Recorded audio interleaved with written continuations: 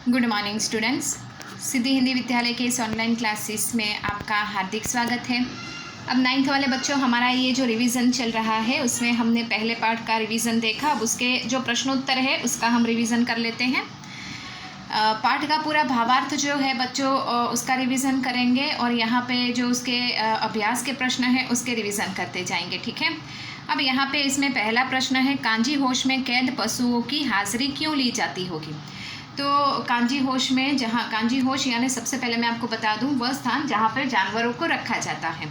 तो कांजी होश में पशुओं की हाजिरी इसके लिए निम्नलिखित रूप से ली जाती है, जिसमें सबसे पहला कि कोई जानवर भाग तो नहीं गया, दूसरा किसी जानवर को कोई समस्या तो नहीं है, जैसे कि फिर तीसरा कोई जानवर यहाँ पे जैसे कि कोई बीमार तो नहीं हो गया है, फिर चौथा कोई जानवर क्यों यहाँ पे जैसे कि तरह तरह के जानवर किस तरह से यहाँ पे रहते हैं, कोई बीमार नहीं है, किसी को कोई परेशानी तो नहीं है, कोई भाग तो नहीं गया, ये सब वजह हमें इसमें लिखनी है।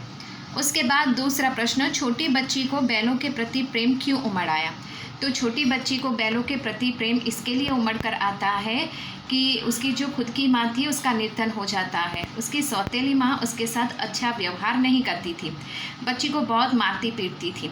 और इसके बाद ये दो बैल आते हैं, ये दोनों बैलों के साथ बच्ची को एक अपना सा लगाव हो जाता है।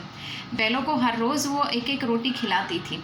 बैलों के प्रति बच्ची को एक स्नेह उमड़ पड़ता है, क्योंकि यहाँ पे उसकी खुद की माँ नहीं थी, तो बैलों के साथ उस बच्ची का लगाव, अपनेपन का लगाव हो जाता है। कहानी में बैलों के माध्यम से कौन कौन से नैतिक विषयक मूल्य उभर कर आए हैं। तो कहानी में बैलों के माध्यम से जैसे कि यहाँ पे सहिष्णुता का मूल्य उभर कर आता है, उसके बाद यहाँ पे सहन शक्ति का मूल्य उभर कर आता है, उसके बाद यहाँ पे स्नेह का मूल्य उभर कर आता है, उसके बाद यहाँ पे सच्चाई और ईमानदारी का मूल्य आता है, उसके बाद यहाँ पे सच्ची मित्रता का ये मूल्य उभर कर आता है। तो ये बहुत सारे ऐसे यहाँ पे जो है हीरा और मोती की दोस्ती के माध्यम से ये सारे जो नैतिक मूल्य है वो उभर कर आते हैं। सच्ची दोस्ती भी देखने को मिलती है हीरा मोती की, जैसे कि एक दूसरे के साथ जो दोस्ती होती है वो। उसके बाद यहाँ पे इंसान और जानवरों के बीच में जो स्नेह होता है, प्रेम होता है, वो भी यहाँ पे जूरी के लिए अपने दोनों बैल जो होते हैं वो उसको बहुत ही प्यारे होते हैं। इसके बारे में यहाँ पे ये भी एक नैतिक मूल्य जैसा ही है। यहाँ पे ईमानदारी, सच्चाई जो होती है, ईमानदारी जो होती है वो भी यहाँ पे जैसे कि मोती को पकड़ लिया जाता है तो हीरा भी भागता नहीं है, और हीरे को बंधन में कांजी होश में देखकर मोती भागता नहीं है। तो इस तरह से दोनों यहाँ पे अपने प्रति सच्ची दोस्ती भी निभाते हैं, एक दूसरे के प्रति जो उनका स्नेह होता है वो भी निभाते हैं, मालिक के प्रति जो निष्ठा वफादारी होती है वो भी पूर्ण करते हैं। तो ये सारे नैतिक मूल्य हमें इस कहानी में देखने को मिलते हैं। प्रस्तुत कहानी में प्रेमचंद ने गधे की किन स्वभावगत विशेषताओं के आधार पर उसके प्रति रूढ़ और मूर्ख का प्रयोग न कर किस नए अर्थ की ओर संकेत किया है। यहाँ पे प्रेमचंद ने पाठ की शुरुआत में गधे शब्द का प्रयोग किया है। किसी इंसान की प्रवृत्ति को देखकर हम उसकी तुलना गधे के साथ करते हैं। गधा अर्थात बुद्धिहीन और मूर्ख प्राणी, ऐसा हम कहते हैं। गधा इतना सीधा होता है कि जैसा उसका मालिक कहे वैसा ही करता है। उसको 6 महीने के लिए निकाल देता है, खाना भी नहीं देता, फिर भी गधा घूम फिर कर अपने मालिक के पास आता है।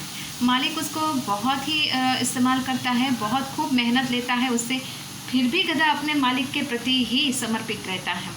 उसको जैसा भी खाना खिलाते हैं गधा खुशी के साथ खाता है। गधा ना कभी रोता है, ना दुख जताता है, ना पछताता है, ना कोई यहाँ पे तरह तरह की कोई क्रिया नहीं करता। तो इतना सब कुछ सहने के बाद भी अगर यहाँ पे इतने सीधे से जानवर को अगर बुद्धिहीन कहा जाता है, बुद्धिभ्रष्ट कहा जाता है, तो यहाँ पे ये बात की और हमें प्रेमचंद के थोड़ा सा हमारा ध्यान दोहराया कि सीधे जो इस रास्ते पे चलते इस दुनिया में उस इंसान को दुनिया वाले टेढ़ा ही समझते हैं, अर्थात उसको उल्टे तरीके से ही बुलाते हैं।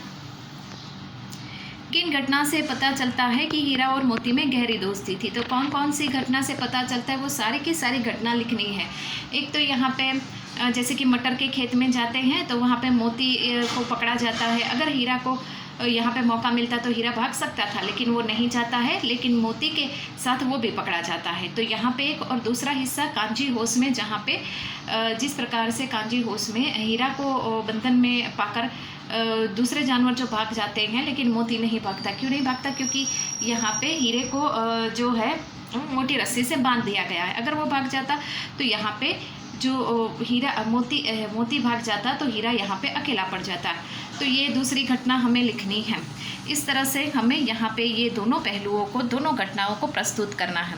उसके बाद बच्चों इसमें तीसरी भी एक और घटना आएगी। तीसरी घटना इसमें कौन सी होगी? तीसरी घटना इसमें ये होगी कि जब गया जो है दोनों को अपने खेत में ले जाता है, जोतता है हल के साथ, उस समय वहाँ पे जो है वो एक दूसरे को बहुत मार पड़ती, हीरे को मार पड़ती है तो मोती को गुस्सा आता है। तो इस तरह से ये सब बातें हमें इसमें लिखनी है। इससे स्पष्ट पड़ता है कि दोनों के बीच में गहरी दोस्ती थी, लेकिन औरत जात पर सिंह चलाना मना है, ये भूल जाते हो। हीरे के इस कथन के माध्यम से स्त्री के प्रति प्रेम के दृष्टिकोण को स्पष्ट कीजिए। यहाँ पे जिस तरह से दोनों को बांध दिया जाता है खूंटे के साथ गया के घर में, यहाँ पे उस समय वहाँ पे जो मोती होता है वो गुस्से में आकर हीरा से कहता है कि वो जो बच्ची है उस बच्ची के ऊपर उसकी सौतेली माँ बहुत अत्याचार करती है, तो उसको एक सिंग मारकर दूर फेंक देगा, ऐसा वो कहता है। तब हीरा मना करता है। प्रेमचंद ने इस कहानी के माध्यम से समाज में उस समय हो रही स्त्रियों पे ऊपर, नारियों के ऊपर जो अत्याचार होते हैं उसके बारे में उन्होंने दर्शाया है कि उस समय नारियों के ऊपर जो अत्याचार होते थे, उनका शोषण होता था, उनका उत्पीड़न होता था। तो ये जो गलत बात है वो भी उन्होंने इस पशु के कहानी के माध्यम से हमारे सामने प्रत्यक्ष या परोक्ष रूप में रखा है। उसके बारे में उन्होंने बताया कि पुराने समय में इस तरह से जो होता था, स्त्रियों के प्रति जो व्यवहार दृष्टिकोण था वो थोड़ा अलग प्रकार का था। उसके बाद यहाँ पे 7वां, किसान जीवन वाले समाज में पशु और मनुष्य के आपसी संबंधों को कहानी में किस तरह व्यक्त किया गया है? तो किसान जीवन वाले समाज में यहाँ पे पशु और मनुष्य के बीच में गहरा संबंध है, क्योंकि यहाँ पे किसान जो होता है वो पशु के ऊपर आधारित और पशु भी किसान के ऊपर, दोनों एक सिक्के के पहलू हैं। जूरी जो होता है वो अपने दोनों बैलों को बहुत सहलाता है, स्नेह करता है, अच्छा खाना देता है। दोनों बैल भी अपने मालिक के प्रति ईमानदारी, निष्ठा, सच्ची निष्ठा, वफादारी पूर्ण रूप से निभाते हैं।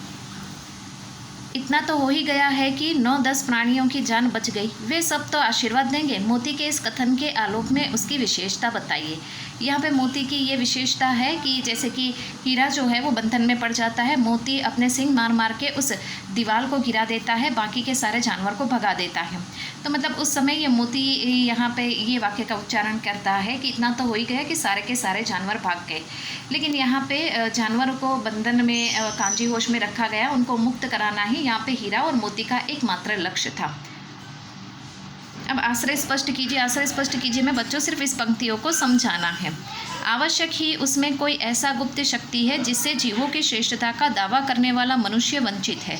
अर्थात यहाँ पे पशुओं की बात की गई है कि पशुओं में ज़रूर कोई ऐसी गुप्त शक्ति रही होगी, ऐसी कोई दैनीय शक्ति रही होगी, ऐसी कोई तार्किक ईश्वरीय दृष्टि रही होगी, तभी तो उसको समझ में अच्छाई बुराई क्या होती है वो समझ में आता है। क्योंकि जानवर कभी किसी स्कूल में शिक्षा पाने के लिए नहीं गए हैं। यहाँ पे जीवों के बीच में रहकर ही मनुष्य जीवों को समझ पाता है। मनुष्य अभी तक उससे वंचित है। क्यों? क्योंकि जानवरों के बीच में रहकर भी वो जानवरों की जो इच्छाएँ होती है, उनकी खुशी होती है, वो उसको समझ नहीं पाते हैं।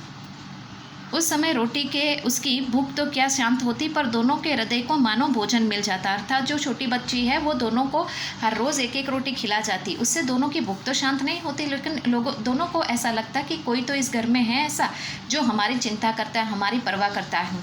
सौतेली माँ इस बच्ची को बहुत मारती पीटती है, लेकिन उस बच्ची का इन बैलों के साथ गहरा लगाव हो गया था। तो दोनों इस बच्ची के प्रेम को देखकर यहाँ पे बहुत ही खुश होते हैं। गया ने हीरा मोती को दोनों बार सूखा भूसा खाने के लिए दिया। सही निशान के सामने हमें चिन्ह लगाना है। कौन सा आएगा? गया पराये बैलों पर अधिक खर्च नहीं करना चाहता था, ये तो गलत है। गरीबों के कारण खली आदि खरीदना उसके बस की बात नहीं थी, ये भी गलत है। वह हीरा मोती के व्यवहार से बहुत दुखी था, ये भी गलत है। उसे खेली आदि सामग्री की जानकारी न थी। मतलब यहाँ पे हमें सही उत्तर के सामने चिन्ह लगाना है कि हीरा मोती को दोनों बार सूखा भूसा खाने के लिए दिया गया। गया ने उनको ऐसा क्यों किया कि दोनों बार सूखा भूसा दिया? क्योंकि यहाँ पे वो हीरा और मोती के व्यवहार से बहुत ही दुखी था, इसके लिए उनको खाने के लिए सूखा भूसा देता है। तो बच्चों यहाँ पे रचना अभिव्यक्ति के प्रश्न नहीं करने हैं, हमें यहीं तक रुकना है। नेक्स्ट वाले वीडियो में हम उससे आगे के प्रश्नों की चर्चा, नए पाठ की भावार्थ की शुरुआत, रिवीजन करेंगे। तब तक के लिए यहाँ पे रुकते हैं। Thank you.